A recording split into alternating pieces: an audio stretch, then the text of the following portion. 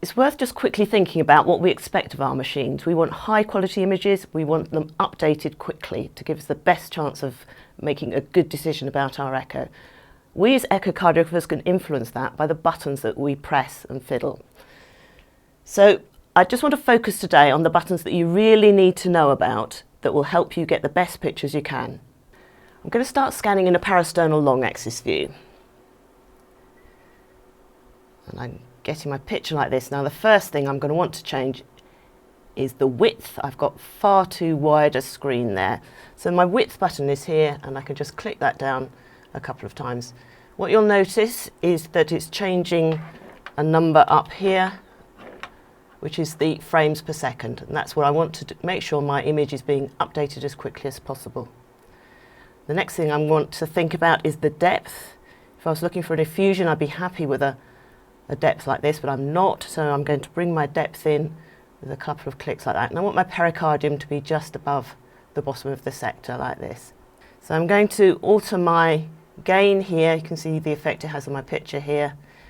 All I'm doing is altering the volume. It's like the volume on your radio. It's how much I'm seeing. It's not affecting the ultrasound going in or out of the body. It's just how I'm seeing it. So the next thing I'm going to think about is focusing my ultrasound beam. The beam changes shape as it goes into the body, so I want to make sure I'm using the narrow bit with the best resolution. So I'm going to move my focus button here. I can move this up and down my sector like this. And what I'll do is I'll make sure it's on the structure I'm most interested in. So maybe I want to look at the interventricular septum particularly well, so I'll leave it here. So another button that's really useful to use is the zoom. So I'm just going to press the zoom button here. And what this does is gives me a small sector of my bigger image, and it zooms in. And this is a high resolution zoom, so it's putting in lots of extra lines. If you remember on our sector, as it updates, it's giving me some extra lines, and that means my pulse repetition frequency has gone very, very high. So this is really useful for looking very carefully at a structure. So here I'm having a really good look at the aortic valve. If I was worried about it, this would be a really useful thing to do. If something's moving really quickly, it can be too much for your eye to keep up with, particularly if the patient is tachycardic. So what I often do in that situation is I will freeze my image like this, and then use my trackball just to very, very slowly go through the cardiac cycle.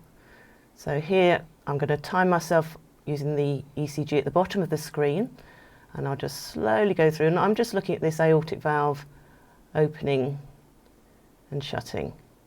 So that's really handy if you've got a little jet or you've just got a particularly fast moving structure. So I would always recommend that you try this. Obviously another thing we can do if things are moving very quickly is use M mode, because M mode's brilliant at showing fast motion. So for example here I'm looking at the aortic valve, and I can actually see those aortic valve cusps opening. It's giving me a line, an actual echo line, and that's the right cusp and non-coronary cusp of the aortic valve opening, and then you see them in the open position like that. So this is really useful. Let's move on to some Doppler. So I'm going to look for an apical 4-chamber view here. So I'm going to optimize my image, which means changing my depth. I think my width is probably about right there. So let's just put some continuous wave Doppler. I'm going to angle up to bring in the aortic valve like this.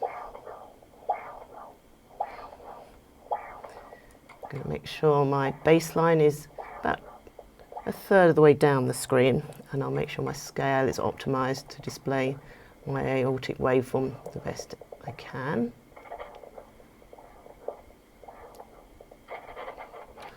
So we know this is Doppler, so we know we've got velocities here on the y-axis, and we know we've got time along the bottom there. As a general rule, it's nice to display 2 or 3 Doppler signals on your display like this. So whilst we're in this apical view, let's have a bit of colour Doppler on the image. So this is looking at colour through the mitral valve.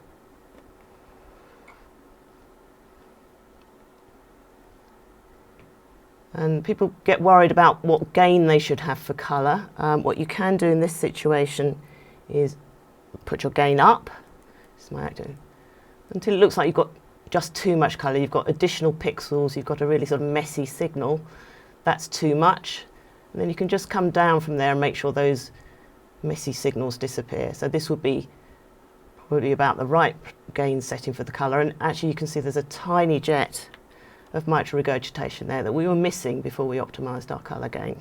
And the other modality we can look at quite well in this view is tissue Doppler. So again, I'm just optimising my width and my depth. I'm going to want to look at the left ventricle here. This is tissue Doppler imaging. So now we're looking at the velocity of the myocardium. And it's a Doppler modality, so I can sample here on the myocardium itself. And we can freeze that. We've got velocities, as we know, against time. So I can look here at this peak velocity in early diastole, late diastole, and systole. So when we archive our images, we can choose how many cycles we want to record at any time. And what we would do, we would press store, we would have a look at the image, see if we were happy with it, and then store again. And that's now saved that cycle.